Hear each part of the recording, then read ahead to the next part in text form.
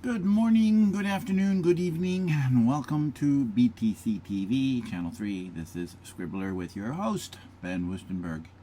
I had asked Margaret Atwood, I reached out and asked her if she'd want to do a guest reading, but, well, she didn't answer, so there is that. I guess she thinks I'm stalking her again. Oh, sorry. Anyways, I'm going to be reading to you from my novella, The Truth of Who We Are. This is part, I don't know what it is, 11, 12, 13, who knows. There's only 3 after this, and I hope you stick around. Here we go. Martin parked the Opel in front of Dieter's apartment and sat in silence, letting the tears stream down his face. He sobbed at the realization of what had just happened. He sobbed for the loss of the life he had to give up. He wiped the tears out of his eyes, bent on holding them back, but the sting of Annaliese's slap was more than just imprinted on his brain. It was seared into his conscience. All he could think to do was to tell Dieter they had to leave Berlin. They had to leave Germany. She knows was all he could think. She knows, she knows, she knows. He wiped his tears away again, straightened his tie, and tried to compose himself. He stepped out of the Opel and walked to the apartment, using the key Dieter had given him. He told himself he needed time to think, because he didn't know how he was supposed to react, or if he should react to her at all. He supposed he should let her be the first to speak, or maybe he could just lie and tell her it meant nothing and that it was over. She'd never believe that, and he knew it. Annaliese knew he and Dieter were more than just friends meeting for a beer in the afternoon 3 times a week, and it led him to wonder what she planned to do. Her confrontation with him was death's doleful reckoning, he told himself. It was obvious that both Goebbels and Furtwängler would think that he'd betrayed the poor woman, but a bigger part of him wondered how they'd react once the truth came out. Both men were happily married and devoted to their families. Goebbels had 6 children. He had to convince them more than he had to worry about Annaliese. The only way he could do that was to talk to Beck.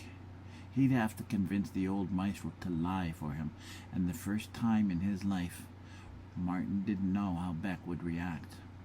What if he found out later? What if he was found out later? What would happen to Beck? It was a lot to ask of anyone. If he left Germany, then what? What about his mother? Surely she must have known, they'd say. Then Annaliese would stand up, defiant, and declare that she'd been the one to speak out. His mother would be heartbroken, devastated. He knew at that moment that the slap she'd given him was more than just a denunciation of everything he'd ever meant to her, but a silent condemnation of both himself and Dieter. Once the truth came out and his secret was brought to light, his life would never be the same. He waited for an hour, sitting beside the window, when he saw Dieter on the sidewalk. There was a large black Citroën coming around the corner too fast, straight toward him and narrowly missing him. 2 men leaped out, and as the one man approached, he swung a punch, catching Dieter square in the face. The second man punched him in the stomach, and Dieter fell to the sidewalk. Both men kicked him before picking him up and dragging him to the auto, throwing him into the back seat. One of the 2 men climbed in with him, and Martin could see the man raining blow after blow on Dieter as the Citroën sped away. He was at a loss, and had his hands to his face as he fought back a scream. It came out muffled, feral and afraid, as he fell to his knees, sobbing. Martin walked up the sidewalk leading to his mother's house the next morning and shouldered his way through the sticky door, trying to understand why he thought he had to come home in the first place. His mother stepped out of the kitchen, a towel in her hands. She ran to him and threw her arms around him. "Martin, when you didn't come home last night, I was worried," she said, stepping back and looking up at him. "What happened? Where were you?" "I was waiting for a friend at his apartment and fell asleep," he said. "He never showed up, which was strange. Anyway, I came by for some clean clothes. I have to leave in a bit, Mama." "What friend? Why? What do you mean, leave?"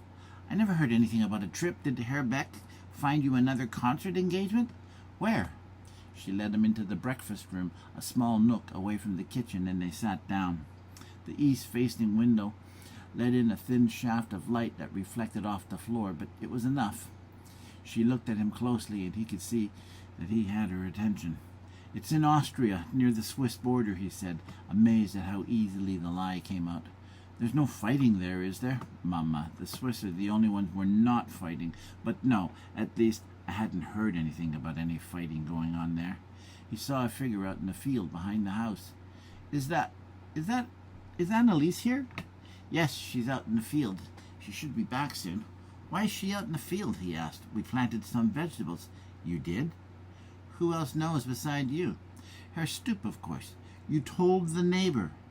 During a time of food rations, shortages, and lineups, you told the neighbor that you were going to grow vegetables. How noble of you." "He deserved to know." "Of course he did. He's part of the night guard."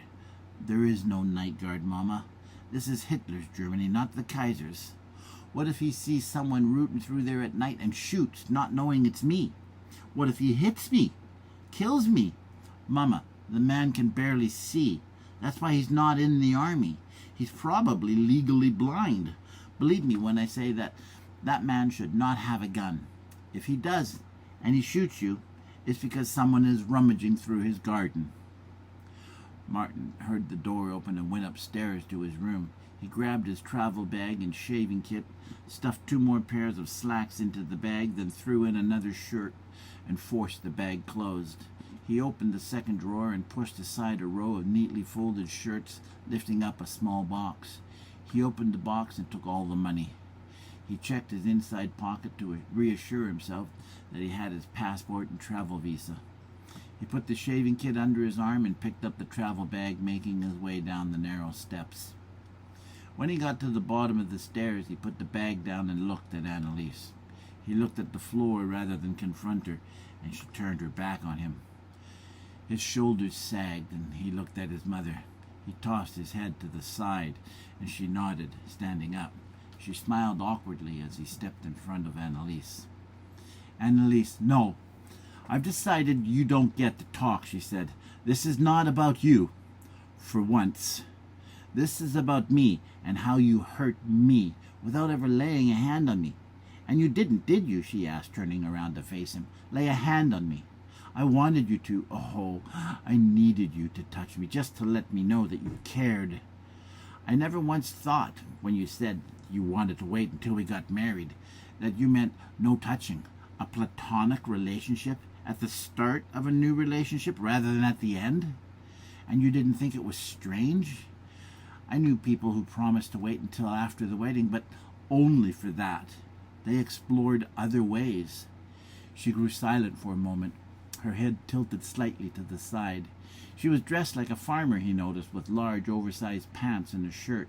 The sleeves were rolled up and her arms looked thin. "Look, She held a hand up again, and he stopped talking. "I think I might have been able to forgive you had it been a woman. Not right away, mind you, but eventually. But you were seeing your new friend for beers more than you were seeing me. You'd rehearse for 5 hours in the morning, go for a 2-hour lunch with him, and then rehearse again until 9 o'clock. You purposely shut me out of your life," she said. "And for another man. Not as a friend, but as a lover. A lover. I'm glad he got arrested. He's going to love Flotsensee, don't you think?" she added, and he could see tears in her eyes. "How do you know that's where he went?" Martin asked. "Because that's where they told me they were taking him." She looked nervous, just saying it, and Martin wondered what happened. "Who did?" "The Stats," she said. He could see the tears coming instantly to her eyes, even as she said it. Did you call them?" he asked, afraid of the answer. She was silent for a moment and said, in between the tears, "No, you didn't call them." "Are you seriously shocked to hear that?" she said angrily, wiping out her tears. "Do you think that little of me?" She looked at the bag by his feet and looked at him. "If you're going to leave, you'd better leave now." "Why? Are they coming for me as well?"